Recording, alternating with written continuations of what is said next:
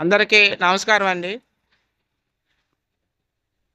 గన్నవరంలో దావాజీ గుడి వెళ్ళే రోడ్లో ఈ షాప్ ఉంటుంది. ఈ షాప్లో కూడా మంచి చికెన్ అమ్ముతారని అందరూ చెప్పడం జరిగింది.